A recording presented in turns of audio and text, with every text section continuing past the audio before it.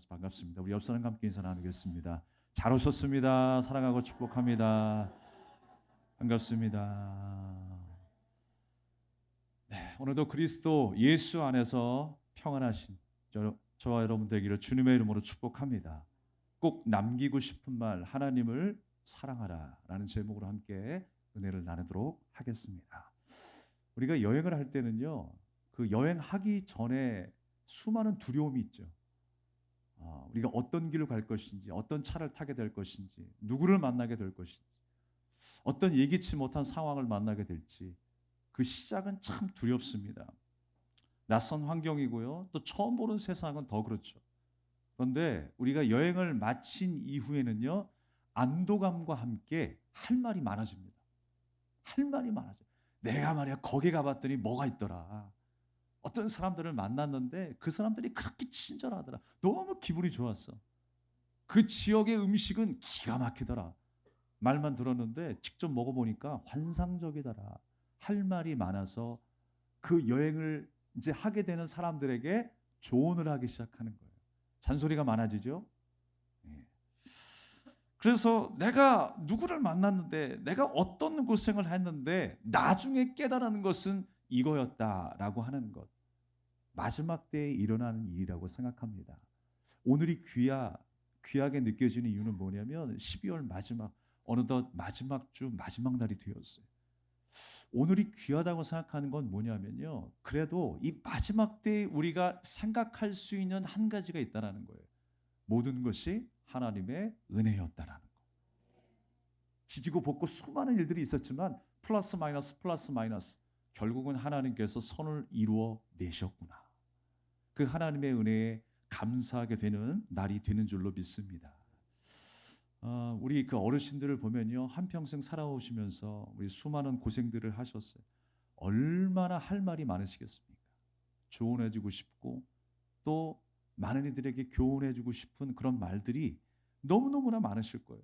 고생한 얘기를 하자면 뭐 끝도 없죠. 3박 4일 밤을 새도 계속 할 말이 있으실 거예요. 다 지나왔기 때문에. 오늘 시점에서 말할 수 있는 것입니다. 제가 또 군대 얘기를 하고 싶은데요. 왜 남자들이 그렇게 군대 얘기를 밤새서 하시는 줄 아십니까? 지금까지 세상에서 겪어보지 못했던 모든 일들을 짧은 시간 안에 다 겪으니까 할 말이 많은 거예요. 거기 가게 되면 무슨 일이 생겨날지 모르지요. 예측할 수 없는 일들이 벌어집니다. 나 스스로가 통제할 수 없는 그 장소에서 수많은 일들을 경험하니까요. 당황스러운 거예요. 그러면서도 마지막에 가서는요, 참 보람되었다라는 생각을 하게 되는 것입니다. 더군다나 우리가 1박 2일만 동료들과 함께 같이 여행을 해도 정이 들잖아요. 잊을 수 없는 추억의 시간이 됩니다. 그런데 근 2년 동안 함께 동고동락을 했다. 이건 정말 말해도 말해도 또 말하고 싶어지는 거예요. 그래서 군대 얘기를 그렇게 하는 것입니다. 사실 여러분 계급이 낮을 때는요. 군생활 얘기하는 그 자체가 짜증나죠. 이등병의 마음은 어떤 마음이냐면 빨리 이 하루가 가라. 빨리 이 하루가 지나서 저 모포 속으로 내가 들어갔으면 좋겠다. 빨리 눈을 감고 무의식 속으로 들어갔으면 좋겠다. 그게 이등병의 마음일 거예요. 그런데 말년 병장의 마음은 어떤 마음인 줄 아십니까? 세상의 모든 게 다 노래가 되는 거예요.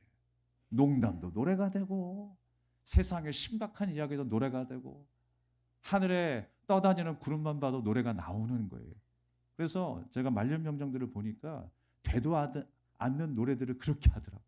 저게 노래인지 시조인지 그냥 하는 얘기인지 그냥 다 즐겁기 때문에 그러는 것입니다. 마지막에 이르렀기 때문에 이제 모든 것들을 통달한 것처럼 다 알게 되는 거예요.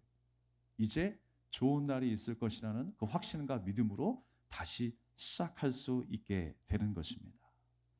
사랑하는 여러분, 우리가 오늘 12월 31일 마지막 날에 이르게 되었어요. 우리가 한 해 동안에 수많은 일들이 있었습니다만 우리가 기억해야 될 일들이 있고요. 기억해야 될 말들이 있어요. 우리가 잊지 말아야 될 그 일들이 있습니다. 바로 이 마지막 날에 그 시간들이 더 기억나지 않습니까? 더 중요한 일들이 기억나고 중요한 사람들이 기억나지 않습니까? 오늘 본문의 말씀을 통해서 우리에게 가르쳐 주시는 것은 여호수아도 거의 이제 마지막 날을 경험하고 있어요. 본문 말씀에 보니까 여호수아가 나이가 많아 늙었다라고 표현하고 있어요. 그것을 두 번이나 강조하고 있습니다.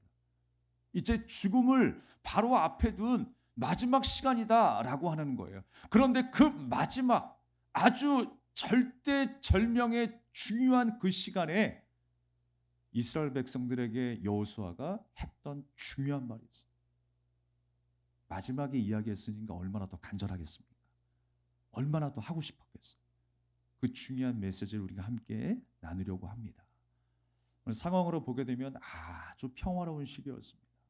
하나님께서 이스라엘 백성들을 가나안 땅으로 인도하셨고 그 땅에서 정착하면서 행복하게 살게 하셨어요. 모든 가나안 일곱 족속을 물리치시고요. 또 그곳에서 농사를 짓게 해 주시고요. 그 땅을 기업으로 삼게 해 주셔서 하나님의 말씀에 순종하여 복을 받고 살아가는 백성으로 사시게 한 거예요. 그런데 오랜 시간이 흘렀어요. 평화가 넘쳐납니다. 그래서 사람이 악한 게 뭐냐면요. 정말 전쟁의 위기 속에서는 더 간절히 하나님 찾다가 평화를 찾고 우리가 먹고 살만하면 또 하나님 찾는 일들이 게을러지죠. 그래서 다른 거 찾으려고 해요. 내가 더 즐거울 수 있는 것, 더 행복하다고 생각하는 것을 찾아 또 헤매는 것이 우리의 인생이에요. 그 즈음이 된 거예요. 그 즈음에 하나님께서는 여호수아의 입술을 열어서 백성들에게 다시 한번 말씀하고 있는 것입니다. 여호수아가 이스라엘 백성들의 이제 지도자가 되었을 때 하나님이 처음 주셨던 말씀이 있어요. 강하고 담대하라. 율법을 주야로 묵상하라. 좌우로 치우치지 말아라. 지금 그 말씀을 지도자들을 모아놓고 다시금 여호수아가 말하고 있는 거예요. 이게 내 마지막 당부이다. 유언과 같은 그 말씀을 백성들에게 하고 있는 것입니다. 그리고 무엇보다 오늘의 말씀의 제목처럼 여호와를 사랑하라라고 말씀하고 있습니다. 우리의 능력이 무엇입니까? 우리가 이 한 해를 살아갈 수 있었던 그 능력은 무엇입니까? 또한 새해를 맞이하여서 힘있게 살아갈 수 있는 그 능력은 무엇입니까? 바로 하나님을 사랑하는 일이에요.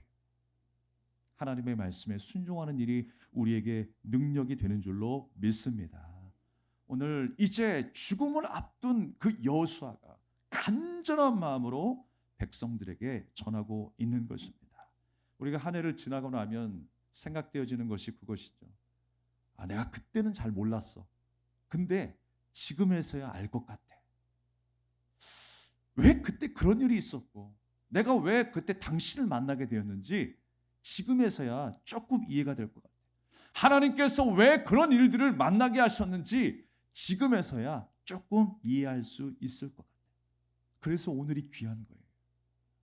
잘 몰랐지만 이제 알겠다라고 하는 것입니다.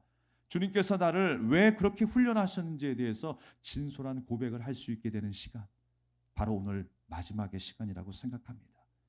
세상은요, 어쩌면 이 마지막 시간에 생각하는 것이 뭐냐면요. 늘 성공과 실패를 논할 거예요. 마지막 시간에 얼마만큼의 결실을 거두었느냐, 어느 자리에 올라갔느냐, 어떤 사람이 되었느냐라고 하면서 성공과 실패를 가늠하는 시간이 오늘 이 시간이 될 거예요. 그러나 여러분, 우리 그리스도인들은 좀 달라야 됩니다. 주님의 관점에서 차분히 잘 생각해 보고 그 모든 일들이 다 과정이었다라는 생각을 우리가 해야 돼요. 우리는 매 순간순간의 삶 속에서 무엇인가를 이루었을 때 행복을 느낍니다. 내가 무언가를 소유했을 때 행복을 느껴요. 그래서 그것이 다인 줄 알고 영원할 것처럼 생각을 합니다. 그러나 그 모든 것들은요, 영원한 것이 아니라 부분적인 거예요. 부분적인. 하나님께서 왜 이 시점에 생각하게 하시는가? 수많은 행복의 시간들이 있었어요. 내가 이룬 일들이 있어요. 내가 소유한 물건들이 있어요. 그런데 그 모든 부분들이 다 모이고 모여서 하나님께서 나를 어디로 인도하시는가? 결국에는 평안으로 인도하시더라고요. 주님의 평안이 내가 누렸던 그 세상의 행복보다 더 크고 귀하다라는 것을 깨닫게 하셨어요. 주님 안에 있는 것이 우리가 행복이구나라고 하는 사실을 깨닫게 하셨어요. 그런데 여러분, 평안은 내가 만들 수 있는 게 아니잖아요. 내 경험으로 만들어낼 수 있는 게 평안이 아니에요. 주님만이 주실 수 있는 것이 평안인 줄로 믿습니다. 그래서 우리는 그렇게 세상을 만드시고 나를 만드시고 또는 하나님을 인정하고 알아가고 의지하며 살 때 우리에게 임하는 것이 평안이라고 하는 사실을 날마다 알아가는 거예요. 그래서 주님은 오늘에 이르러서 우리로 하여금 다시 한번 그 평안을 사모하게 하셨어요. 그 평안의 소중함을 알아가게 하신 줄로 믿습니다. 오늘 이스라엘의 평안이 있기까지는 하나님께서 그들을 위하여 싸우셨기 때문에, 그들을 보호하셨기 때문에 가능한 일이었어요. 그래서 여호수아의 당부는 무엇입니까? 우리를 위하여 싸우신 그 하나님을 의지하라는 거예요. 그 하나님을 사랑하라라는 거예요. 그 말씀에 순종하라라고 하는 것이 여호수아의 메시지였습니다. 하나님께서는 일찍이 그 가나안 땅을 이스라엘 백성들에게 선물로 주셨죠. 뭐로 주셨다고요? 선물로 주셨어요. 이스라엘 백성들이 싸웠지만 그들의 병력과 힘과 지혜로 이긴 싸움이 아니었어요. 누구의 도움으로 이겼다? 하나님의 도움으로 이겼다. 그래서 그 가나안 땅에 하나님의 백성으로 정착하며 살아갈 수가 있었던 거예요. 우리는요 항상 기억하는 게 뭐냐면 하나님이 그 땅을 지파별로 축복하셨다. 그 부분만 기억한다고요. 그 땅, 정말 옥토 같은 그 좋은 땅은 어느 지파에게 주셨고 저 좋은 땅을 누구누구에게 주셨고 그것만 기억한다고. 그런데 땅을 기업으로 주셨다라고 하는 의미를 분명하게 잘 알고 들어가셔야 돼요. 땅을 기업으로 주셨다라고 하는 의미가 무엇입니까? 하나님께서 일찍이 아브라함과 이삭과 야곱과 약속하신 바가 있어요. 그 약속하신 바를 이루시기 위해서 하나님이 주신 선물이 그 땅이라는 거예요. 약속대로 선물로 주신 그 땅이 바로 그 가나안 땅이라고 했어요. 선물로 주셨다. 내가 잘해서가 아니라 내가 열심히 싸워서가 아니라 하나님께서 나의 백성이니까 나의 자녀이니까 선물로 주셨다는 거예요. 또 하나님께서 하나님의 백성들에게 기업을 주셨다라고 하는 의미는 뭐냐면 이제 그 땅이 이방신이 아니라 어둠의 영이 아니라 하나님이 다스리는 땅이 되었어요. 하나님이 통치하시는 거예요. 그렇다면 여러분 그 백성은 주님의 통치 아래 그 은혜 아래 살아가는 인생이 되었습니다. 하나님께서 부어주시는 은혜를 받고 살아야 할 땅이 바로 그 가나안 땅이라. 그러니까 그 백성들의 삶은 어떤 삶이 되어야 돼요? 날마다 그 은혜를 붙잡고 살아가는 인생이 되어야 하는 거예요. 하나님이 도우셨습니다. 하나님이 우리를 위하여 싸우셨습니다. 이제도 아니 내일도 이제 하나님의 은혜 가운데 살겠습니다. 그게 바로 이스라엘 백성들에게 땅을 주신 의미라는 거예요. 재테크 잘해봐라 그런 의미가 아니라는 거예요. 사랑하는 여러분, 특별히 또 그 기업을 주시되 어떻게 주셨냐면 제비를 뽑아 주셨어요. 제비를 뽑아 주셨다는 건 어떤 주술적인 행위나 요행수를 바라는 의미가 아니에요. 이따가도 우리가 송구영신 예배 축복기도 받고 말씀 카드를 뽑겠습니다만 주술적인 의미로 여러분 사바사바사바 오늘은 어떤 말씀이 뽑힐 것인가 그런 태도로 받지 마십시오. 간혹 보면요 이상한 말씀을 뽑았다고 해서 시험 드시는 분들이 계세요. 요즘에는 회사에서 다 선별해가지고 이제 좋은 말씀만 담아가지고 인쇄해서 코팅하니까 별로 그런 문제가 없어요. 근데 옛날에는요, 시험에 대한 이야기가 나오고 고난에 대한 이야기가 나오잖아요. 그러면 왜 나는 이런 말씀이 뽑혔지? 다시 뽑을래. 여러분, 하나님의 말씀은 무엇이든지 축복입니다.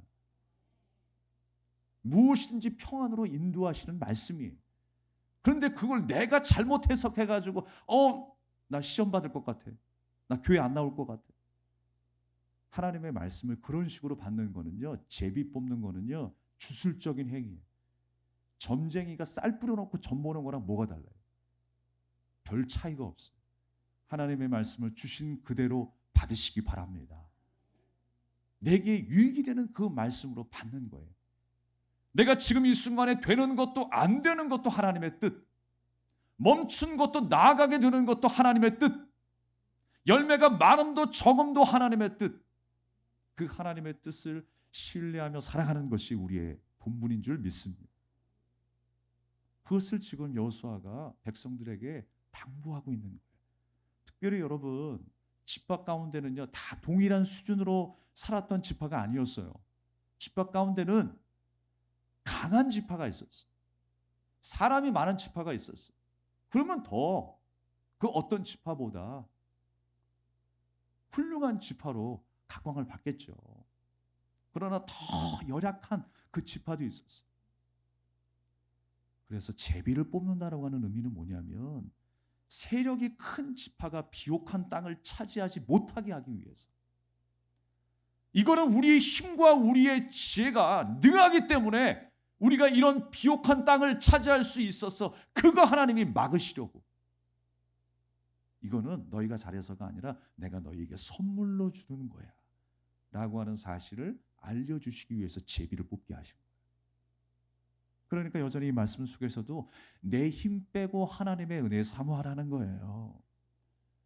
하나님의 백성은 하나님이 통치하신 인생이잖아요. 가나안 땅은 이제 하나님이 다스리시고 통치하시는 나라가 되었어요. 그곳이 바로 하나님의 나라예요. 우리 인생 가운데 주님이 나를 찾으시고 만나시고 하나님의 말씀이 임해서 그 말씀에 순종하는 우리의 삶은 하나님의 나라가 임했다라고 하는 거예요. 그렇다면 우리는 날마다 하나님의 말씀을 먹고 살아가는 그 은혜 아래 살아야 하는 주님의 백성이 되어야 할 줄로 믿습니다. 그래서 이제 모든 결정이 내리는 것이 아니라 하나님 앞에 맡기는 거예요. 그 하나님의 주권적인 결정이라는 것을 알게 하시는 거예요. 그게 바로 제비뽑기라고 하는 것입니다. 인간의 수고에 대한 어떤 대가가 아니라 은혜로 받은 선물이기 때문에 곧 모든 일들은 하나님께서 주권적으로 역사하십니다. 라고 하는 그 고백을 우리가 제비를 뽑게 되는 것입니다. 잠언서 16장 33절의 말씀을 보면 제비는 사람이 뽑으나 모든 일을 작정하기는 여호와께 있느니라 라고 말씀하고 있어요. 제비를 뽑았으니까 이제 싫어도 어쩔 수 없네. 빼도 박도 못하겠구나. 야, 큰일 났다. 그런 게 아니에요. 우리 그리스도인의 삶은요, 운명론이 아닙니다. 어쩔 수 없는 게 아니에요. 하나님께서 우리의 삶을 계획하시고 섭리하셔서 인도하고 있다라고 하는 사실을 기억하십시오. 조금 비슷한 것 같죠? 그러나 운명론은 우리가 이미 다 점쳐놓고 예측해놓고 계산해놓고 그 삶을 내가 살겠다라고 하는 거예요. 그러나 여러분, 우리의 삶은요, 하나님은 다 아시지만 우리는 예측할 수 없는 이 하루하루 순간순간을 걸어가게 될 것입니다. 나는 그 순간에 이해가 되지 않았어요. 그런데 마지막에 보니까 그 마지막 때에 하나님의 은혜의 손길이 있었구나라는 걸 깨닫는 거예요. 주님이 다 계획하셨구나. 나를 이렇게 연단하셨구나. 이렇게 축복의 자리로 인도하셨구나 라고 하는 사실을 깨닫게 되는 것입니다.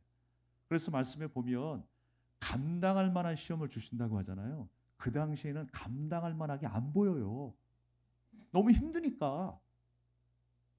어떻게 우리가 감당해요? 우리의 힘으로 감당한다라는 게 아니에요. 그 순간에는 내가 감당할 수가 없는 것입니다. 그런데 지나고 보니까 하나님께서 감당하게 하셨더라. 그래서 감당할 만한 시험이 된 거예요.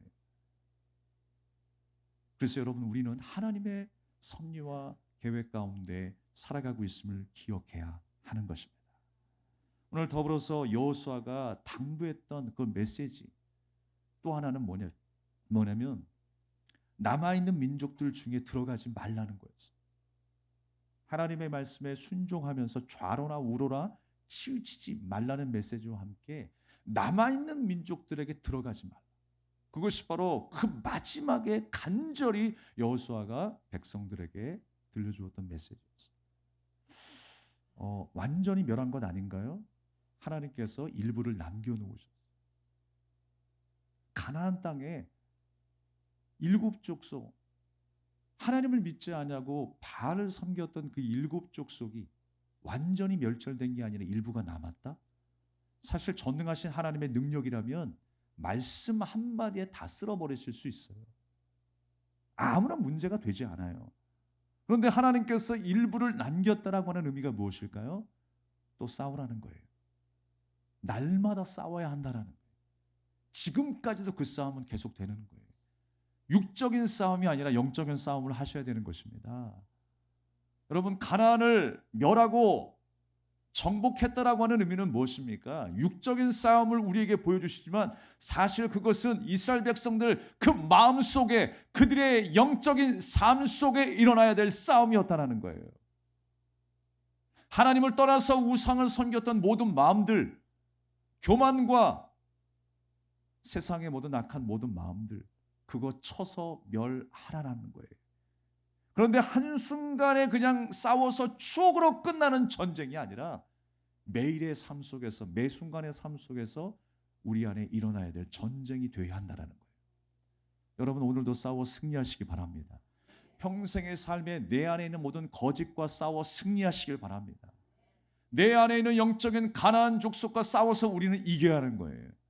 근데 그 싸움은 하나님께서 싸우시는 거예요. 그래서 우리가 하나님 붙잡고 기도하는 것 아니겠습니까? 그게 바로 남아있는 민족들이었어요. 그 남아있는 민족들에 들어가지 말라는 거예요. 그들이 섬기는 우상을 섬기지 말라라고 하는 것입니다. 하나님께서는 그들을 쫓아내셨고 이제 이스라엘은 가나안에서 하나님께 순종하는 하나님의 백성이 되어야 했기 때문에 그렇습니다.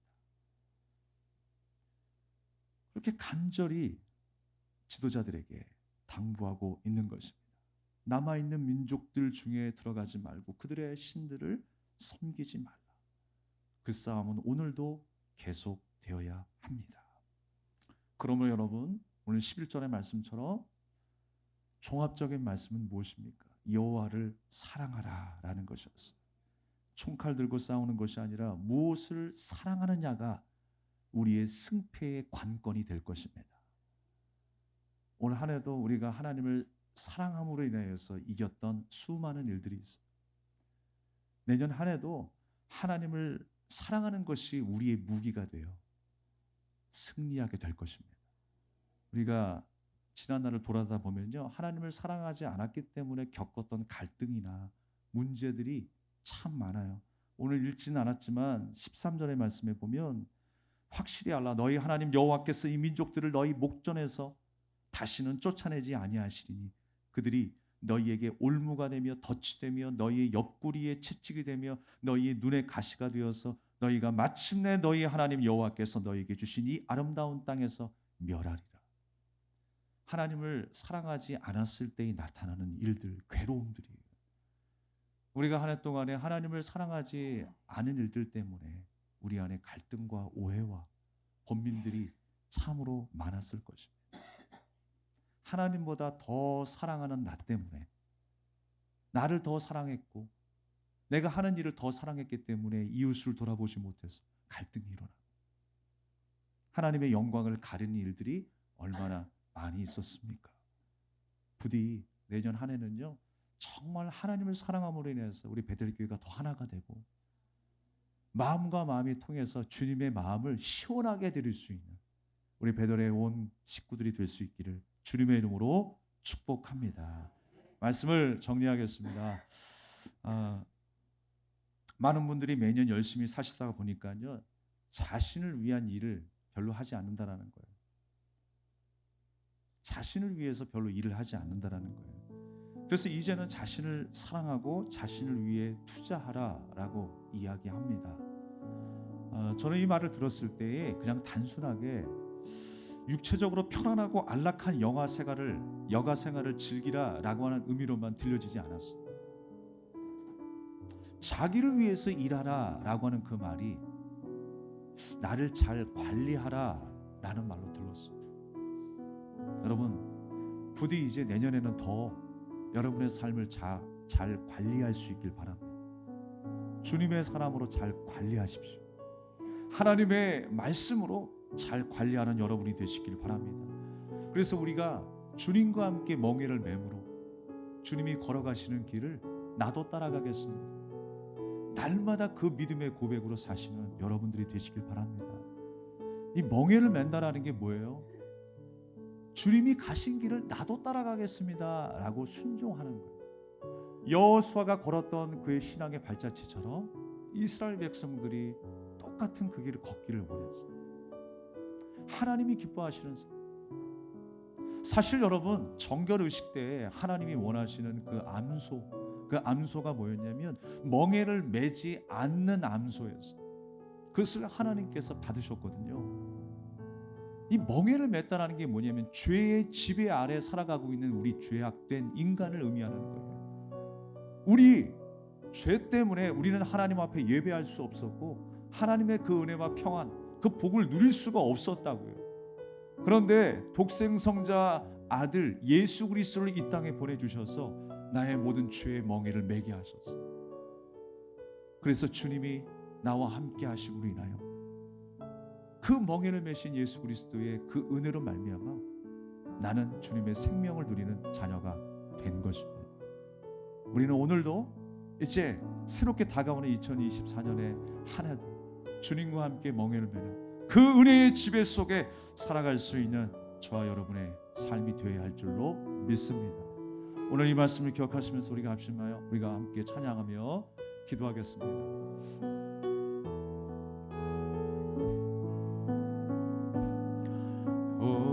오래전부터 날 누르는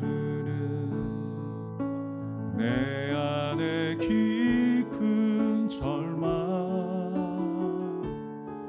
아무 희망도 어떤 기대도 내게 없는데 사람들의 외면과 날 거절하는 눈빛, 아픈 상처로 짙은 어둠으로 깊이 빠져만 가는데